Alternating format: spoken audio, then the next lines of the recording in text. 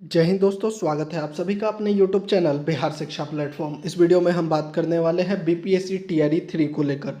BPSC TRE 3 के अभ्यर्थी जिनका काउंसलिंग होना है, रीकाउंसलिंग में जाने वाले हैं, उनके लिए भी यह वीडियो महत्वपूर्ण है। इसके अलावा जिनका काउंसलिंग हो गया है, जो विद्यालय टैगिंग और प्रशिक्षण का इंतजार कर रहे हैं, उनके लिए भी बहुत बड़ा अपडेट है। आपके जितने भी प्रश्न हैं कि आप लोगों का जो ट्रेनिंग है, बीआरसी मिलेगा, डाइट मिलेगा, आपका ट्रेनिंग कितने दिन का होगा, कब होगा ट्रेनिंग, पदस्थापन कब किया जाएगा, विद्यालय में नियुक्ति जो होगा फाइनल कब से, और जिसका एनओसी बनवाना है उनको कब एनओसी बनवाना है। रीकाउंसलिंग को लेकर जो पीजीटी के 6 विषयों का रीकाउंसलिंग है, उनका भी एसएमएस आ चुका है। रीकाउंसलिंग में क्या क्या चेक किया जाएगा, क्या सभी डॉक्यूमेंट का चेक होगा, डॉक्यूमेंट नॉट रिक्वायर्ड का क्या करना है, डाउटफुल अभ्यर्थियों को जो काउंसलिंग में जो है, काउंसलिंग होने के बाद कब तक जो है उनको यहाँ पर नियुक्ति पत्र मिल जाएगा, और किसी के अगर नाम में मिस्टेक है तो एफिडेविट मान्य है या नहीं, सभी चीज़ों पर एक एक करके बात करने वाले हैं। तो वीडियो को पूरा देखिएगा, साथ ही जो है वीडियो को जरूर शेयर कर दीजिएगा। और अगर आपका कोई भी प्रश्न है तो ये जो हमारा व्हाट्सअप ग्रुप है, जो बीपीएससी टीआरई 3 के ज्वाइनिंग के लिए ही है, आप लोग इसमें ज़रूर जुड़ जाइएगा। इसका लिंक आपको कमेंट बॉक्स में मिल जाएगा। तो चलिए वीडियो को शुरू करते हैं। सभी प्रश्नों का जवाब एक एक करके देखें। देखिए, कल से जो है, चाहे आपका 19 को या 20 को जिसका भी काउंसलिंग है, उसका एसएमएस आना शुरू हो गया है। पीजीटी के जो 6 विषय हैं उनका भी जो है यहाँ पर काउंसलिंग जो है 19 और 20 को ही होना है। तो जितने भी अभ्यर्थी जो इंतजार कर रहे थे ये 6 विषयों का कि कब काउंसलिंग होगा, तो आपका भी 19 और 20 को होगा, और आपका भी एसएमएस जो है आना शुरू हो गया है। रीकाउंसलिंग में कौन कौन से डॉक्यूमेंट चेक होगा? देखिए, जो डाउटफुल हैं उनका जो डाउटफुल किया गया है वही मुख्यतः चेक किया जाएगा। लेकिन फिर भी मैं कहूँगा, चूंकि जो है पिछले जितने भी काउंसलिंग हुई है, कई डिस्ट्रिक्ट में देखा गया है कि सभी डॉक्यूमेंट को फिर से चेक करते हैं। तो ऐसे में जो है रीकाउंसलिंग में आप सभी डॉक्यूमेंट लेकर जरूर जाइएगा। जो डाउटफुल है वह भी लेकर जाना है, जिस वजह से आपको डाउटफुल किया गया था उसके लिए भी आपको अपना सारा डॉक्यूमेंट लेके जाना है।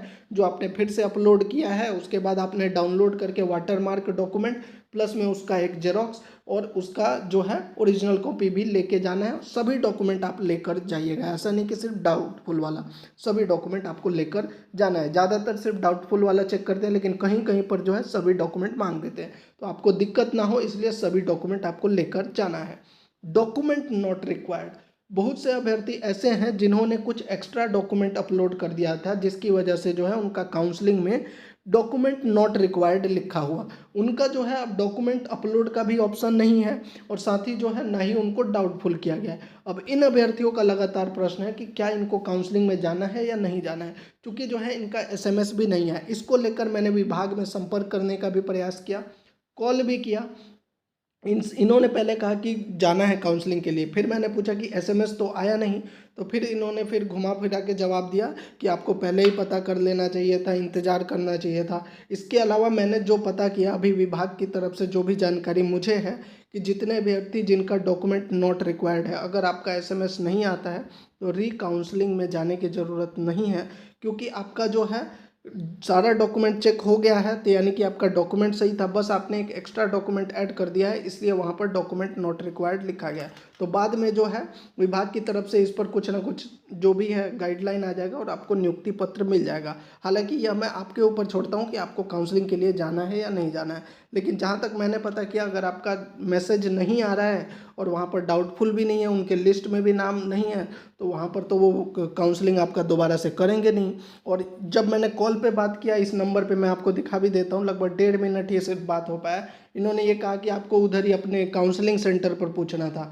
इनको शायद ये नहीं पता कि काउंसलिंग सेंटर पर तो सीधे मुंह बात भी नहीं करते, और उनको खुद नहीं पता होता है कि वो जो काउंसलिंग कर रहे हैं उनको ना नियमों का पता रहता है। 10वीं 12वीं वाले को बिठा रखा है, जो ग्रेजुएशन वालों का जो है काउंसलिंग कर रहे हैं, तो उनको खुद पता भी नहीं रहता और वो कुछ जानकारी भी नहीं देते। तो जितने भी डॉक्यूमेंट नॉट रिक्वायर्ड वाले हैं, जिनका एसएमएस नहीं आया है, आपका जो है बाद में नियुक्ति पत्र दे दिया जाएगा, ऐसी जानकारी मिल रही है। हालांकि कुछ ऑफिशियल अपडेट आएगा तो ज़रूर हम अपने चैनल पर, टेलीग्राम या व्हाट्सएप पर ज़रूर बताएंगे। डाउटफुल अभ्यर्थियों को जो रीकाउंसलिंग है, जितने भी अभ्यर्थी किसी भी वजह से डाउटफुल है या फिर अब्सेंट रह गए थे, पहले काउंसलिंग नहीं करवाया था, उन सभी को काउंसलिंग के लिए जाना है। कहा गया है कि यह अंतिम मौका है। अब देखिए, बाद में काउंसलिंग होगा नहीं होगा उसको छोड़ दीजिए, जितने भी अभ्यर्थी हैं जिनका काउंसलिंग बाकी रह गया, उनको यहाँ पर काउंसलिंग के लिए जाना ही है। चाहे आपका किसी भी वजह से, चाहे कोई डॉक्यूमेंट नहीं लेकर गए थे या नाम में मिस्टेक है। एक प्रश्न ये भी है कि केएम को लेकर जो है, या फिर फादर नेम, मदर नेम, कोई भी मिस्टेक है तो क्या एफिडेविट मान्य है? बिल्कुल है, मैं आपको इसका प्रमाण भी दिखाता हूँ। जब आप लोगों का जो यहाँ पर काउंसलिंग के लिए शिक्षा विभाग की तरफ से आदेश आया था, इसमें देखिए मैं आपको जूम करके यहाँ पर दिखा देता हूँ। किसी अनुशंसित अभ्यर्थी के आधार में अंकित नाम एवं टाइटल एवं मैट्रिक प्रमाण पत्र में नाम के टाइटल में परिवर्तन होने के कारण आधार सत्यापन नहीं होने की स्थिति में शिक्षक अभ्यर्थियों द्वारा न्यायिक दंडाधिकारी के माध्यम से प्राप्त किए गए शपथ पत्र प्रस्तुत करने पर उनके नाम एवं टाइटल को सही मानते हुए सत्यापन किया जाएगा। यानी कि यहाँ पर जो है न्यायिक दंडाधिकारी यानी कि शपथ पत्र यानी कि एफिडेविट मान्य। अगर आपका नाम वगैरह में मिस्टेक है तो आप लोग एफिडेविट जरूर लेके जाइएगा। पहले भी जो काउंसलिंग हुआ था उसमें बहुत जगह पर एफिडेविट से कर दिया गया था, लेकिन कुछ अभ्यर्थियों को डाउटफुल कर दिया गया था। तो इस बार भी आप लोग जरूर जाइए। जितने भी अभ्यर्थी हैं नाम वगैरह में थोड़ा बहुत त्रुटि है तो आपका एफिडेविट से काउंसलिंग कर दिया जाएगा। इसके अलावा जो एक और प्रश्न बार बार पूछा जा रहा है कि री काउंसलिंग के बाद नियुक्ति पत्र क्या साथ में ही मिल जाएगा? बिल्कुल नहीं। आपका री काउंसलिंग होने के बाद जो है सभी जिला के द्वारा जो है विभाग को सूचित किया जाएगा कि इतने अभ्यर्थियों का काउंसलिंग हो गया, इतने अभी भी रह गए। उसके बाद जो है नियुक्ति पत्र के लिए अलग से आपको सूचित किया जाएगा। आपका री काउंसलिंग के दिन सिर्फ आपका जो है काउंसलिंग के बाद रिसीविंग दिया जाएगा कि आपका काउंसलिंग हो गया और आपका नियुक्ति पत्र बाद में मिलेगा। अब बात कर लेते हैं उन अभ्यर्थियों का जिनका पहले ही काउंसलिंग हो चुका है, जो ट्रेनिंग का इंतजार कर रहे हैं कि अभ्यर्थियों को विद्यालय में टैगिंग कब होगा, कहाँ रहना पड़ेगा। तो देखिए जो आपका ट्रेनिंग होता है ना, अब यहाँ पर दो चीज़ें आपको समझना है कि आपको बीआरसी मिलता है या डाइट मिलता है। अब बहुत से अभ्यर्थियों को यही नहीं पता होगा कि बीआरसी और डाइट क्या है। तो सिंपल अगर आप समझिएगा तो देखिए जो डाइट या बीपार्ड होता है ये एक मतलब अगर सिंपल लैंग्वेज में आपको समझना है तो ये डाइट बीपार्ट जो भी होता है ये क्या होता है, ट्रेनिंग कॉलेज है जहाँ पर शिक्षकों की जो है ट्रेनिंग मतलब ट्रेनिंग कराई जाती है। अब इसमें एक वर्ड आ जाता है, आपने देखा होगा इंडक्शन ट्रेनिंग, आवासीय ट्रेनिंग। आवासीय का मतलब है कि वहाँ पर आपको खाने पीने का रहने का सब सुविधा मिलेगा। तो जिन भी अभ्यर्थियों को डाइट में भेजा जाता है वहाँ पर आपको खाने पीने का सब सुविधा रहेगा, रहने का भी रहेगा। वहाँ पर आपको अपना अरेंजमेंट नहीं करना है, वहाँ पर सरकार की तरफ से ही रहेगा। और यही जो है इंडक्शन रहता है, लगभग इंडक्शन ट्रेनिंग 14 से 15 दिन का रहता है और ये सबका होता है। लेकिन ज़रूरी नहीं है कि सबको एक साथ डाइट के लिए भेज दिया जाए, क्योंकि यहाँ फेज वाइज ट्रेनिंग होता है। जो मैंने आपको बताया कि इंडक्शन ट्रेनिंग जो होगा ये फेज वाइज जो होगा ट्रेनिंग।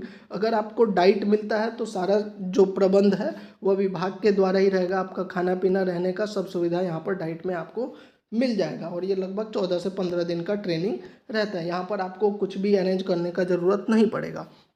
जिनको बीआरसी मिलता है इनको क्या किया जाता है, स्कूल में टैग कर दिया जाता है। अब इनको जब स्कूल में टैग कर दिया जाता है यहाँ पर दिक्कत होती है कि बीआरसी वालों को जो है अपना अरेंजमेंट करना पड़ता है, रहने के लिए अपना अरेंजमेंट करना पड़ेगा। तो यहाँ पर बीआरसी वालों को दिक्कत हो सकती है, पर डाइट वालों को जो है रहने वहने की जो भी है ये दिक्कतें नहीं आएंगी। इनको जो है विभाग की तरफ से ही हो जाएगा। तो जितने भी अभ्यर्थी जो अन्य राज्य के हैं या बिहार राज्य के जो हैं वो तो लगभग आसपास ही होंगे, तो वो बीआरसी के आसपास जो देख कर रह सकते हैं। जो बाहर के अभ्यर्थी हैं उनके लिए खासकर डाइट अगर मिल गया तो आपका रहने का जो है व्यवस्था वो सरकार की तरफ से, और बीआरसी मिला तो आपको जो है स्कूल में टैग किया जाएगा, तब आपको अरेंजमेंट खुद करना पड़ सकता है।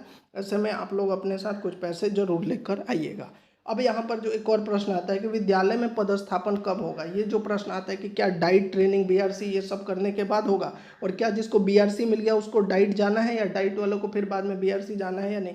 बिल्कुल ऐसा नहीं है कि मान लीजिए आपका बीआरसी के साथ स्कूल में टैग कर दिया गया और विद्यालय पदस्थापन का भी आदेश आ गया तो क्या आपका डाइट का ट्रेनिंग नहीं होगा। बिल्कुल गलत। आपका डाइट का भी ट्रेनिंग, विद्यालय में योगदान के बाद भी आपको डाइट के ट्रेनिंग के लिए भेजा जाएगा, क्योंकि इंडक्शन ट्रेनिंग सबका किया जाता है, हर किसी को करना ही पड़ेगा। अब यहाँ पर जो है जब आपका ट्रेनिंग हो जाता है तो जो विद्यालय का स्कूल अलॉटमेंट होता है, अब विद्यालय में पदस्थापन कब होता है इसके लिए बता देते हैं। तो आपका स्कूल अलॉटमेंट होगा, उसके बाद आपको जो है अपने डीईओ, जो भी जिला जो है आपको मिला है वहाँ के डीईओ ऑफिस से आपको पदस्थापन पत्र और साथ में जो है आपका जो है पदस्थापन पत्र के साथ योगदान प्रपत्र मिलेगा। अब ये भी संभव है कि फेज वाइज जब भेजा जाएगा, चूँकि देखिए 51,000 के आसपास अभ्यर्थी पहले जिनका काउंसलिंग हो चुका है, 10-15 हज़ार और अभ्यर्थी हैं जिनका रिकाउंसलिंग होना है। ऐसे में 50 से 60 हज़ार अभ्यर्थियों को एक साथ जो है डाइट की ट्रेनिंग नहीं होगी, ये फेज वाइज ट्रेनिंग होगी। बीच में आपका जो है विद्यालय योगदान भी करा दिया जाएगा और योगदान के बाद भी जो अभ्यर्थी रह जाएंगे जिनका डाइट ट्रेनिंग नहीं है उनका डाइट ट्रेनिंग भी करवाया जाएगा। अभी भी अगर कोई प्रश्न है तो कमेंट में पूछ लीजिएगा। एक और प्रश्न जो आता है, जो अभ्यर्थी पहले से बिहार में शिक्षक हैं, एनओसी कब बनवाना है? एनओसी आपको तब बनवाना है जब आप विद्यालय में पदस्थापन मतलब कि योगदान करने जा रहे हैं, तब आपको एनओसी बनवाना होगा। अभी आपको एनओसी वगैरह के लिए कुछ नहीं करना है, आप जिस भी विद्यालय में वहीं पर रहना है। आपको बीआरसी भी मिलेगा अगर, तो आपको अपने ही विद्यालय में जब तक जो है योगदान की तिथि नहीं आ जाती है तब तक आपको अपने ही विद्यालय में रखा जाएगा। तो ये थी पूरी जानकारी। अब एक और प्रश्न है जो कमेंट में बार बार कि ये कब तक आ जाएगा। देखिए ऑफिशियल लेटर जो है आपका अभी 20 मार्च को काउंसलिंग के बाद जो है अगले एक हफ्ते में जो है इसको लेकर सभी चीज़ें स्पष्ट हो जाएंगी। तो अभी जितना भी आप अपडेट देखते हैं सचिवालय अपडेट वगैरह, अभी जो सिर्फ विभाग में चल रहा है कि काउंसलिंग का काम पूरा कर दिया जाए। काउंसलिंग होने के तुरंत बाद आप मान के चलिए 3 से 4 या एक हफ्ते के अंदर जो है आपका ट्रेनिंग से लेकर सभी चीज़ों को लेकर ऑफिशियल जानकारी भी आ जाएगी। तब तक के लिए जितना भी अपडेट है हम आपको अपने चैनल के माध्यम से देते रहेंगे। साथ ही जो है टेलीग्राम और व्हाट्सएप पे जरूर जुड़ जाएगा। आप लोगों से बस इतना ही रिक्वेस्ट है, चैनल को सब्सक्राइब कर दीजिए और ज़्यादा से ज़्यादा वीडियो को शेयर कीजिए। कोई भी प्रश्न है तो आप व्हाट्सएप पे भी पूछ सकते हैं, कमेंट में पूछ सकते हैं, टेलीग्राम पर भी पूछ सकते हैं। जय हिंद।